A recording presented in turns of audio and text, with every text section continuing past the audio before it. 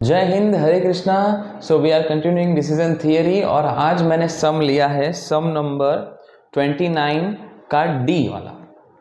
इस सम में हमें डिमांड और प्रोबेबिलिटीज दी हुई है और कुछ थोड़ी सी एडिशनल इंफॉर्मेशन दी गई है। The selling price of a unit of a commodity is 15 and the cost price is ₹11. The unsold item can be returned at ₹8. The distribution of demand of a commodity by a past experience of a seller is as follow. Determine how many units of an item is beneficial to keep by seller as per the EMV. इस question में हमें EMV ढूंढना है। EMV के लिए हमें XI की ज़रूरत पड़ेगी, जो कि यहाँ पे दिया गया नहीं है। यहाँ पे दिया है डिमांड एंड प्रोबेबिलिटीज़ कि कितनी डिमांड है और कितनी प्रोबेबिलिटीज़ है। एडिशनल इंफॉर्मेशन क्या है? Selling price of a unit is 15 rupees. मतलब एक कमोडिटी है, एक गुड है, उसका पर यूनिट हम 15 रुपीज़ में बेचते हैं। सेलिंग प्राइस हमारी 15 रुपीज़ में है। कॉस्ट प्राइस हमें कितने में वो गुड पड़ता है, तो वो है 11 रुपीज़ में। अगर हमारे पास कुछ गुड्स बच जाता है तो हमें वो रिटर्न करना पड़ेगा और रिटर्न की प्राइस है 8 रुपीज़। सेलिंग प्राइस है 15, क्रॉस प्राइस है 11, मतलब हमें प्रॉफिट कितने का होगा? 4 रुपीज़ का प्रॉफिट होगा, क्योंकि हमने 15 रुपीज़ में गुड बेचा और 11 में हमने खरीदा, तो 4 रुपीज़ का हमारा प्रॉफिट हुआ। पर अगर कोई गुड्स हमें नहीं बिका, हमने कोई भी गुड्स अगर नहीं बेचा, तो कॉस्ट प्राइस हमारी कितनी थी? 11, और हमने रिटर्न किया 8 रुपीज़ में, मतलब 3 रुपीज़ का हमारा हो जाएगा लॉस। प्रॉफिट और लॉस हमने फाइंड कर दिया। अब हम फाइंड करेंगे XI। अब टेबल को ध्यान से समझिए। ये टेबल है, डिमांड और प्रोबेबिलिटीज हमें दी हुई है। मैंने एक एडिशनल प्रोडक्शन वाला बनाया है कि प्रोडक्शन वाले में आप क्या लिखोगे कि डिमांड में देखो 10, 15, 20, 25, 30 है, तो सेम टू सेम प्रोडक्शन में भी वही लिख देना 10, 15, 20, 25 और 30। इसी बेस में हम आगे फाइंड करेंगे। अब देखिए, जब डिमांड 10 थी तो हमने प्रोडक्शन कितने का करा? 10 का करा। मतलब डिमांड 10 थी, हमने प्रोडक्शन 10 का करा, तो हमारे वो गुड्स 10 के 10 गुड्स बिक जाएंगे। तो हमको प्रॉफिट कितना होगा? 10 गुड्स हमारे बिक गए, हमको एक गुड्स पर 4 रुपीज़ का प्रॉफिट होता है, तो 40 रुपीज़ का प्रॉफिट होगा। तो 40 रुपीज़ आपको यहाँ लिख देना है। अब डिमांड कितने की है? 15 की। हम गुड कितना प्रोडक्ट कर रहे हैं? 10 गुड्स। तो कितने बिकेंगे? 10 के 10 बिक जाएंगे, तो वही 4 से मल्टीप्लाई कर दो, कितना आएगा? 40। दूसरे 5 डिमांड थी, पर हमारे पास तो इतने गुड्स है ही नहीं, तो हम नहीं बेच सकते ना, उसको नहीं बेच सकते, इसलिए इसको छोड़ दिया। अब डिमांड कितने की है? 20 की। हमने गुड्स कितने प्रोड्यूस किए रहे? 10। तो 10 गुड्स प्रोड्यूस करें, हर एक गुड्स पे 4 रुपीज़ का प्रॉफिट मिलेगा, आंसर आएगा 40। अब 10 डिमांड 20 की थी, हमने 10 तो फुलफिल कर रही, 10 बच गए तो उसको छोड़ देना है, कुछ नहीं करना है। अब 25, उसका भी सेम 40 लिखेंगे, क्योंकि प्रोडक्शन तो हमारी 10 की हुई है ना। अब डिमांड भले ही 30 की है, प्रोडक्शन 10 की हुई है, तो क्या लिखेंगे? 40। XI PI बाद में फाइंड करेंगे। अब जब प्रोडक्शन हमारी 15 हो और डिमांड हमारी 10 हो, तब क्या होगा? डिमांड कितने की थी? 10 की थी। हमने प्रोडक्शन कितने का करा? 15 का करा। मतलब 10 गुड्स तो हमारे बिक जाएंगे 40 रुपीज़ में, ठीक है, और 5 गुड्स बिक जाएंगे, वो हमें रिटर्न करने पड़ेंगे। और रिटर्न हम कितने में करेंगे? 8 रुपीज़ में। उसमें लॉस हमारा कितना होगा? 3 रुपीज़। 5 3 ज़ा 15, तो 14 में हमारा प्रॉफिट हुआ 40, लॉस हमारा 15 हुआ। 40 में से 15 को माइनस कर दो, तो हमारा आंसर आएगा 25। तो यहाँ हमें लिखना पड़ेगा 25। अब यहाँ देखिए, डिमांड 15 की है, प्रोडक्शन भी हमने 15 का करा, मतलब 15 के 15 हमारे बिक जाएंगे। 15 4 ज़ा 60, तो हम 60 यहाँ लिख देंगे, ठीक है, हमें यहाँ पे लॉस बिल्कुल नहीं हुआ। अब जब डिमांड 20 की है और प्रोडक्शन हमने 15 करा, मतलब 15 गुड्स तो हमारे बिक जाएंगे, तो उसका 60 हो जाएगा।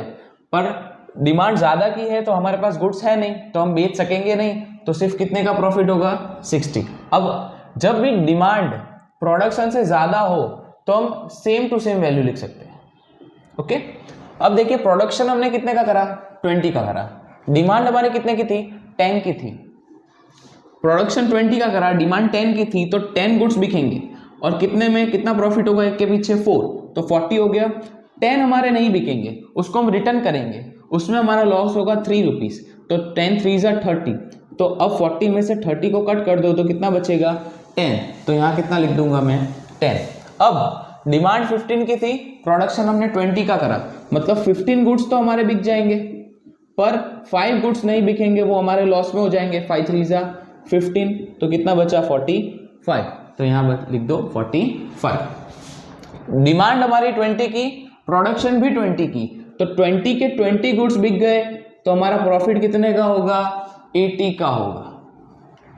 डिमांड 25 की, प्रोडक्शन 20 की, तो वही 80। डिमांड 30 की, प्रोडक्शन 20 की, तो सेम टू सेम 80।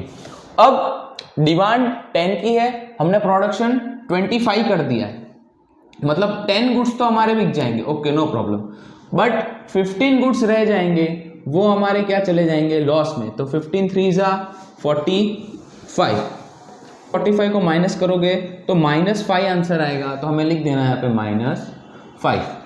अब डिमांड हमारी 15 की है, हमने प्रोडक्शन कितने का करा है 25, मतलब 15 गुड्स हमारे बिक जाने चाहिए, जिसमें हमें 4 रुपीज़ का प्रॉफिट होगा। कितने गुड्स हमारे रह जाएंगे 10 गुड्स हमारे रह जाएंगे, तो उसको हमें 3 रुपीज़ का लॉस उठाना पड़ेगा, तो 30। अब 60 में से 30 माइनस करो तो आंसर आएगा 30, तो यहाँ लिख दीजिए 30। अब डिमांड हमारे पास 20 की है, प्रोडक्शन 25 का है, मतलब 20 गुड्स हमारे बिक जाएंगे 4 रुपीज़ के प्रॉफिट में, तो 80 आएगा। 5 गुड्स रह जाएंगे जो 3 रुपीज़ के हमें लॉस में करना पड़ेगा। 80 में से अगर मैं 15 कट करूंगा तो हमारे मेरा आंसर आएगा 65। अब डिमांड भी 25 की, प्रोडक्शन भी 25 की, मतलब 25 के 25 हमारे गुड्स बिक गए, तो 4 रुपीज़ का प्रॉफिट होगा, तो आएगा 100। अब डिमांड 30 की, प्रोडक्शन 25 की, मतलब प्रोडक्शन जितना करा उतने सारे गुड्स बिक गए, तो वो भी 100। अब 30 वाला थोड़ा सा लेंदी होगा। अब प्रोडक्शन हमारे पास 30 है, हमने प्रोडक्शन 30 करी और डिमांड सिर्फ 10 की है, मतलब 10 गुड्स तो हमारे बिक जाएंगे, ओके, कितना होगा 40। 20 गुड्स हमारे रह जाएंगे, तो उसका कितना होगा 60, माइनस कर दो तो आंसर आएगा -20। अब जब हमारा प्रोडक्शन 30 का है और हमारी डिमांड 15 की है, तो 15 गुड्स तो बिकी जाएंगे 4 रुपीज़ के प्रॉफिट से, और 15 गुड्स रह जाएंगे जिसमें हमें 3 रुपीज़ का लॉस उठाना पड़ेगा। 15 4 जा 60, 15 3 जा 45, माइनस कर दो तो आंसर आएगा हमारा 15। अब जब हमारी डिमांड 20 की है, हमने प्रोडक्शन 30 का कर दिया है, तो 20 तो हमारे बिक जाएंगे और 10 हमारे रह जाएंगे जिसमें हमें 3 रुपीज़ का लॉस उठाना पड़ेगा। 80 में से 30 माइनस करो तो आंसर आएगा हमारा 50, तो यहाँ लिख दो 50।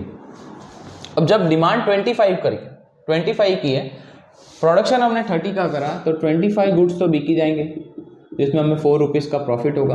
5 गुड्स रह जाएंगे जिसमें हमें 15 रुपीज़ का लॉस उठाना पड़ेगा, तो 100 में से 15 माइनस करोगे तो आंसर हमारा आएगा 85।